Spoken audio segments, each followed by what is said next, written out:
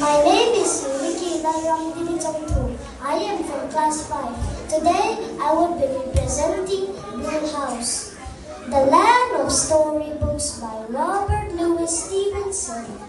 At evening when the lamp is lit, around the fire my parents sit.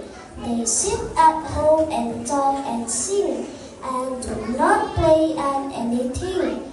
Now, with my little gun, I crawl all in the dark along the wall, and follow round the forest track, away behind the sofa back.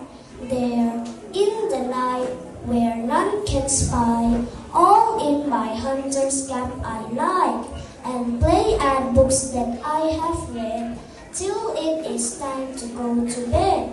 These are the hills, these are the woods, these are my starry solitudes, and there the river by whose brink the roaring lions come to drink. I see the others far away, as if in firelight camp they lay, and I, like to an Indian scout, around their party proud about. So when my nurse comes in for me, home I return across the sea, and go to bed with backward looks at my dear land of storybooks. Thank you.